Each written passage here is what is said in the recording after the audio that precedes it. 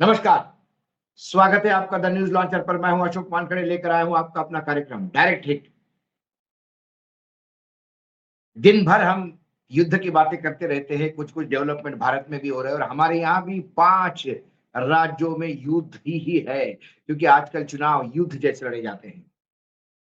बात तमिलनाडु की करते हैं। तमिलनाडु, जहां भाजपा कहीं न कहीं अपना संभावना खोज रही है। पिछले चुनाव में भाजपा को 4 सीटें मिली थी एआईएडीएमके के साथ लड़कर। ऐसी ही 3 सीटें बंगाल में भी मिली थी। बाद में वो 72 हुई और अब सत्ता हथियाने में, यानी सत्ता पे लक्ष्य करते हुए भाजपा बंगाल में काम कर रही है। तमिलनाडु में भी एआईएडीएमके के जयललिता के जाने के बाद भाजपा अपनी संभावना बहुत अच्छी तरह से ढूंढ रही थी। लेकिन द्रविडियन पॉलिटिक्स में भाजपा इतनी इजीली नहीं घुस पा रही है जैसे बंगाल में। यहाँ हिंदू मुसलमान भी करना बहुत मुश्किल है। फिर भी एक राजनीतिक दल को जो लड़ाई लड़नी है वो भाजपा लड़ रही है। लेकिन बीच में जबकि चुनाव का आचार संहिता चालू हो जाएगी, हो गई है, और अब अगले मतलब अब 3-4 दिन बाद तो अप्रैल शुरू हो रहा है और अप्रैल में ही वोटिंग भी है तमिलनाडु में। ऐसे में एक खबर आई तमिलनाडु से जो बीजेपी के लिए वाकई झटका है। इस खबर ने डायरेक्ट हिट किया भाजपा को। विधानसभा चुनाव के ऐन पहले बीजेपी के सबसे बड़े नेता ने मैदान छोड़ दिया। क्या ये बगावत है? इससे मोदी जी को करारा झटका लगा। कौन है ये नेता? क्यों बगावत की या क्यों चुनाव लड़ने से मना किया?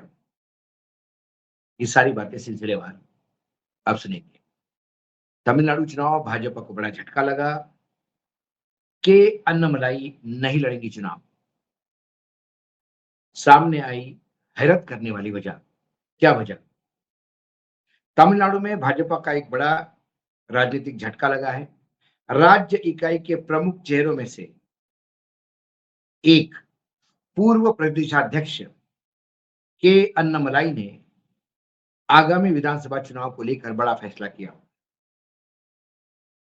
तमिलनाडु में भाजपा को एक बड़ा राजनीतिक झटका लगा है और अन्नामलाई ने कहा, जो आज एक चैनल की रिपोर्ट के अनुसार, अन्नामलाई ने चुनाव से पहले ही भाजपा और एआईएडीएमके के बीच सीट बंटवारे के तरीकों को लेकर गहरी नाराजगी जताई। बताया जा रहा है कि उन्होंने इस मुद्दे को दिल्ली में पार्टी नेतृत्व को पत्र लिखकर अपनी आपत्ति दर्ज कराई। साथ ही बताया ये जा रहा है कि उन्होंने गठबंधन समझौते के तहत बीजेपी को जो सीटें दी गई एआईएडीएम के द्वारा, उसको लेके बहुत चिंता और नाराजगी जाहिर की। दरअसल एक रिपोर्ट ने चैनल के सूत्रों के हवाले से बड़े दावे किए। कहा जा रहा है कि अन्नामलाई चुनाव नहीं लड़ेंगे। इसके अलावा के अन्नामलाई ने कुछ अहम सीटें एआईएडीएमके को दिए जाने पर नाराजगी जताई। रिपोर्ट के मुताबिक उन्होंने दिल्ली में पार्टी के केंद्रीय नेतृत्व को पत्र लिखकर गठबंधन के तहत भाजपा को मिली सीटों को लेकर अपनी चिंता जाहिर की। बताया जा रहा है कि अन्नामलाई इस बात से असंतुष्ट है कि एआईएडीएमके ने वह सीटें भाजपा को नहीं दी जिन्हें चुनावी नजरिए से पार्टी के लिए अपेक्षाकृत आसान माना जा रहा था, यानी जहां पार्टी जीत सकती थी।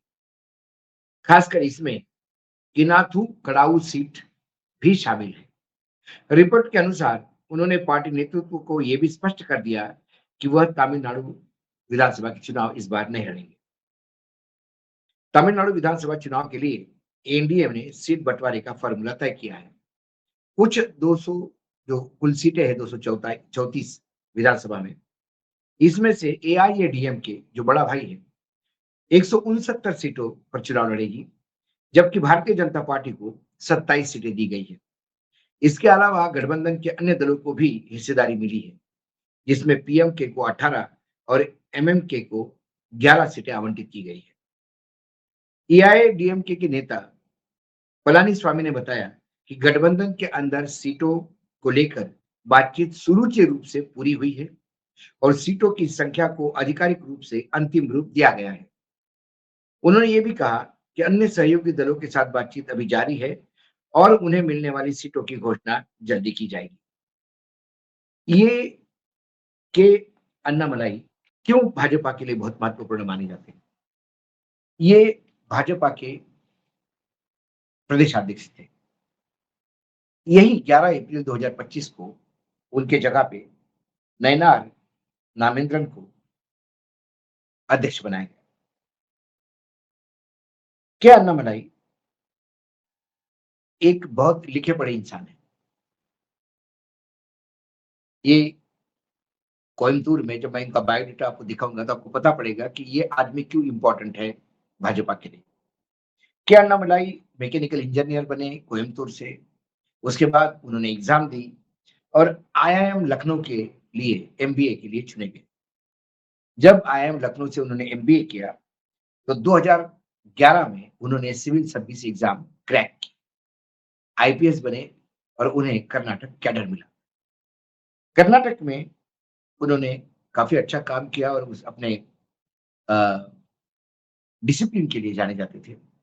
बाद में वहां से रिटायर्ड होने के बाद नरेंद्र मोदी जी के नेतृत्व में विश्वास दिखाते हुए उन्होंने राजनीति में आने का अपनी मनीषा जाहिर की। बीजेपी ने तुरंत उनको पकड़ लिया क्योंकि बीजेपी के लिए एक ऐसा व्यक्ति जो हिंदी, तमिल, कन्नड़ और अंग्रेजी भाषा फ्लुएंटली बोल सकता है, क्योंकि कर्नाटक का कैडर में रह चुके हैं तो कन्नड़ बहुत अच्छी बोलते हैं। तमिलनाडु में पैदा हुए तो वो बोल सकते हैं। पढ़े लिखे क्योंकि अंग्रेजी में एग्जाम और सारा काम अंग्रेजी में करते थे तो अंग्रेजी अच्छी है। और लखनऊ में जब वो आईआईएम लखनऊ में थे एमबीए के लिए, तब उन्होंने हिंदी बहुत अच्छी तरह से पकड़ ली। अब ये व्यक्ति सिर्फ यहाँ तक सीमित नहीं है, ये बहुत अच्छे ऑर्गेनिक फार्मर है, बहुत अच्छे ओरेटर है और साथ ही इन्होंने एक फिल्म भी काम किया। दक्षिण भारत में फिल्म में एक्टर होना ये बहुत बड़ी बात है, क्योंकि आप चाहे आंध्र प्रदेश लो, चाहे तेलंगाना लो, चाहे तमिलनाडु, चाहे कर्नाटका, यहाँ में फ़िल्म का इम्पैक्ट बहुत ज़्यादा होता है। हर राज्य में जो मैंने नाम लिए 4 राज्य, कहीं न कहीं फ़िल्म वालों ने वहाँ तहलका मचाया है। अब वो कन्नड़ फ़िल्म थी जिसका नाम था अरबी। एक वो दिव्यांग स्विमर को वो स्विमिंग सिखाते हैं और इंस्ट्रक्टर के रूप में उन्होंने रोल किया था और काफ़ी सराहा गया था। अब कुल मिलाकर जो संभावनाएँ बीजेपी ढूँढ रही है और उस संभावनाओं के तहत उनको 25 सीटें तो मिली, लेकिन वो सीटें यदि डीएमके ने वो दी होगी, एआईएडीएमके ने वो सीटें उनको दी, जहाँ डीएमके बहुत ज़्यादा प्रभावशाली है। तो जो 4 सीटें बीजेपी की है, वो भी वापस आएगी कि नहीं पता नहीं, क्योंकि इन 4 सीटों पे एंटी इनकम्बेंसी भी हो सकती है। वर्तमान में भाजपा के पास 4 सीटें हैं बीजेपी के पास। एक है अ, नागरकोइली की सीट विधानसभा क्षेत्र की जहाँ एमआर गांधी विधायक हैं। एक है तिरुनेलवेली जहाँ के नागेंद्रन नयनार ये विधायक है। एक है कोयंबटूर साउथ की, वहाँ वंथी श्रीनिवासन ये एमएलए और एक है मुथुकुरिची में सी सरस्वती वो विधायक है। तो 4 सीटें उनके पास हैं। उनको करीब-करीब 27 सीटें दी गई है लड़ने के लिए, लेकिन ये 27 सीटें यदि वो दी गई होगी जो एआईएडीएमके के लिए बहुत मुश्किल है, तो फिर बीजेपी वहाँ क्या करेगी?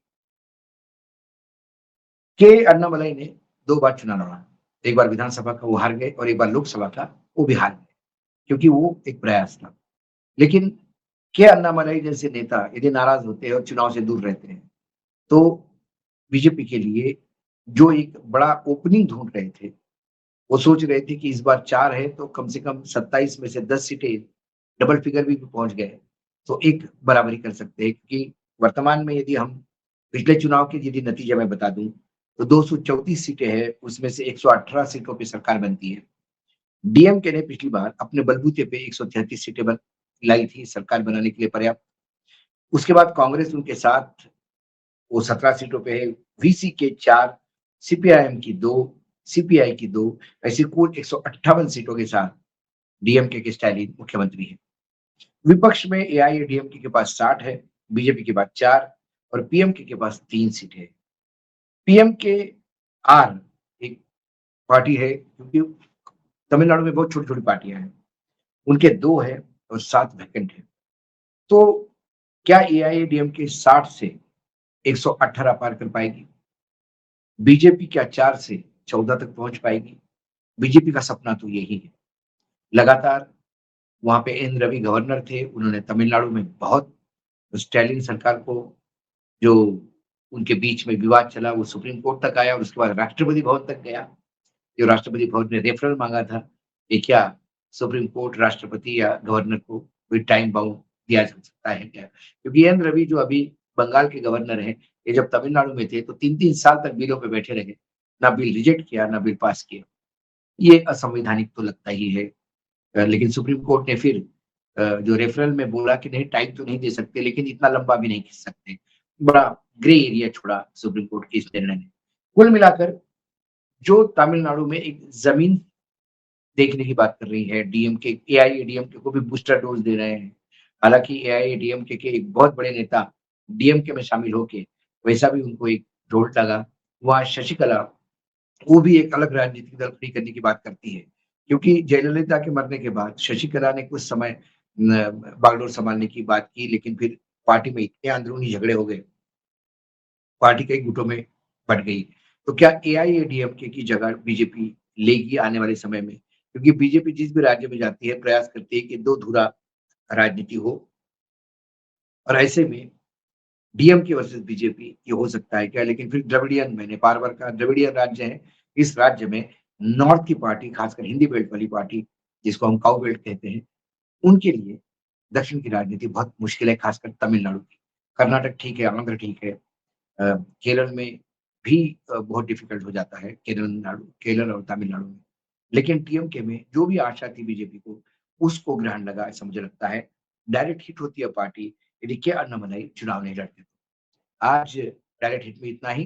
कल फिर आता हूँ किसी विषय के साथ, तब तक के लिए नमस्कार। देखते रहिएगा न्यूज़ लॉन्च।